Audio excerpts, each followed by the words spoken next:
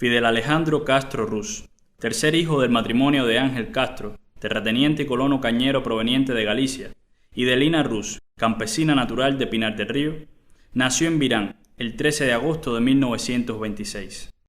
A los 4 años de edad, inició sus estudios en la escuela pública rural de su pueblo natal, continuando la enseñanza primaria en los colegios católicos privados de La Salle y Dolores, en la ciudad de Santiago de Cuba. Se graduó como bachiller en letras en junio de 1945, en el Colegio de Belén, en La Habana. Yo me imagino al comandante Niño muy activo, muy intrépido, yendo a los barracones de haitianos. Nunca fue un individuo aislado de los pobres y de los trabajadores. Matriculó en las carreras de Derecho, Ciencias Sociales y Derecho Diplomático en la Universidad de La Habana, donde de inmediato se vinculó a la lucha política. Fue miembro destacado de diversas organizaciones estudiantiles progresistas y antiimperialistas. Organizó y participó en varios actos de protesta y denuncia contra la situación política y social en el país. En marzo de 1949, encabeza una protesta frente a la misión diplomática de Estados Unidos, muestra de la indignación por el irrespeto que profesaron marines norteamericanos al héroe nacional José Martí. Él no aguantaba basura. Sí. Era un rebelde contra lo mal hecho. Para mí es un fenómeno social. Fidel se graduó como doctor en Derecho Civil y licenciado en Derecho Diplomático en 1950, dedicándose fundamentalmente a la defensa de personas humildes. Tras el golpe de Estado de Fulgencio Batista, el 10 de marzo de 1952, fue de los primeros en denunciar el carácter reaccionario e ilegítimo del régimen de facto y llamar a su derrocamiento. El 26 de julio de 1953, con 160 jóvenes, comandó el asalto a los cuarteles Moncada y Carlos Manuel de Céspedes, en una acción concebida como detonante de la lucha armada contra el régimen de Batista. Fue hecho prisionero y en un escenario de vigilancia extrema, sin acceso de público, asumió su autodefensa ante el tribunal que lo juzgó, pronunciando el alegato conocido como La historia me absolverá, en el que no solo denunciaba los males que aquejaban al país, sino también esbozaba el programa de la futura revolución en Cuba. Como resultado de la fuerte presión popular, Fidel y sus compañeros fueron liberados en mayo de 1955. Convencido de la imposibilidad de lograr los objetivos por la vía legal, partió hacia México para organizar, desde el exilio, la insurrección armada. Concentró grandes esfuerzos en la organización y preparación de las acciones, así como en la difusión de las ideas y propósitos del movimiento 26 de julio. Vámonos, ardiente profeta de la aurora, por recónditos senderos inalámbricos, a liberar el verde caimán que tanto amas. Durante el año 1956, Fidel, Raúl, Juan Manuel Márquez, Ernesto Che Guevara, Camilo Cienfuegos y otros destacados revolucionarios desarrollaron fuertes jornadas de entrenamiento en México, siendo detenidos por la policía de ese país. Tras ser liberados, se aceleró la conspiración revolucionaria. Compraron el yate Granma y zarparon hacia Cuba en la madrugada del 25 de noviembre de 1956 desde el río Tuxpan, con 82 combatientes a bordo, una edad promedio de 27 años y el pensamiento: ¿seremos libres o seremos mártires? El 2 de diciembre desembarcaron en Playa Las Coloradas, costa suroccidental de la antigua provincia de Oriente, bajo la hostilidad de las fuerzas batistianas. El 5 de diciembre, en Alegría de Pío, sufren el primer revés. Los revolucionarios fueron diezmados, varios caen detenidos durante la persecución y muchos son asesinados en el acto.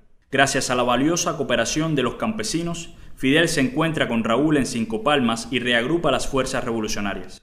Parte a la Sierra Maestra para continuar desde allí la lucha. El 17 de enero de 1957 dirigió la primera acción armada contra el ejército de Batista en el cuartel de La Plata, obteniendo su primera victoria y consolidando al incipiente ejército rebelde. Derrotando afrentas con la frente, plena de martianas estrellas insurrectas, juremos lograr el triunfo o encontrar la muerte. Como comandante en jefe, dirigió la acción militar y la lucha revolucionaria de las fuerzas rebeldes y del movimiento 26 de julio durante los 25 meses de guerra. Lo que Fidel creó en la Sierra Maestra es una escuela de sentimiento a la patria, de qué era la patria, porque nosotros los campesinos no sabíamos lo que era la patria. Y eso trajo consigo lo que es una verdadera revolución social. Y Fidel fue el gran profesor. Tras la contundente derrota de las tropas élites de la tiranía, al amanecer del 1 de enero de 1959, Fidel enfrentó, con una huelga general revolucionaria, acatada por todos los trabajadores, el golpe de Estado en la capital de la República promovido por el gobierno de Estados Unidos. Entró victorioso ese día en Santiago de Cuba y, encabezando la histórica Caravana de la Libertad, arribó a La Habana el 8 de enero. Con el triunfo de la Revolución cubana, el comandante en jefe Fidel Castro se coloca al frente de la organización y preparación de su pueblo, en defensa del sueño de libertad y soberanía que comenzaba a construirse.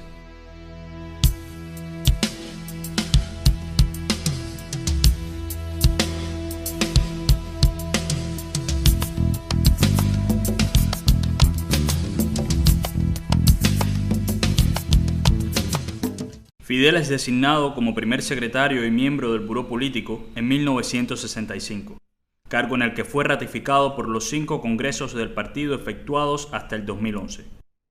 Fue electo diputado a la Asamblea Nacional del Poder Popular en 1976, en representación del municipio Santiago de Cuba.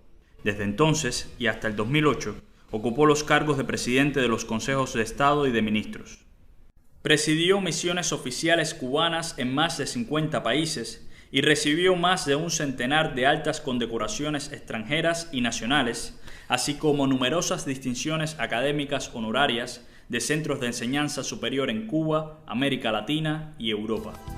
Soñando siempre con que nos queda algo por hacer y lamentando, si por algo puede lamentar que la vida no sea más larga, es precisamente por eso.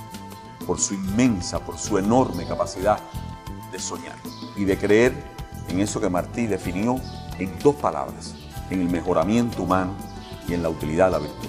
La cooperación y el internacionalismo fueron pilares de su gestión. Dirigió estratégicamente la participación de combatientes cubanos en misiones internacionalistas. Impulsó los programas integrales de asistencia y colaboración cubana en materia de salud en numerosos países de África, América Latina y el Caribe. La creación en la isla de la Escuela Latinoamericana de Medicina y de la Escuela Internacional de Educación Física y Deporte, entre otras posibilidades de estudio para jóvenes del tercer mundo. Promovió, a escala mundial, la batalla contra el orden económico internacional vigente, en particular contra la deuda externa, el despilfarro de recursos en la industria militar y la globalización neoliberal. Asimismo, fue incansable promotor de la unidad y la integración de Latinoamérica. Creó junto al líder venezolano Hugo Chávez la Alianza Bolivariana para los Pueblos de Nuestra América, abriendo el camino de la integración que condujo, en 2011, a la fundación de la Comunidad de Estados Latinoamericanos y Caribeños, CELAC. Encabezó la acción decidida del pueblo para enfrentar los efectos del bloqueo económico, comercial y financiero de los Estados Unidos contra Cuba desde el inicio de la revolución, y el esfuerzo tenaz de los cubanos para superar las graves dificultades resultantes del llamado período especial. Aunque sea con una papa caliente y un boniato caliente, estoy contigo.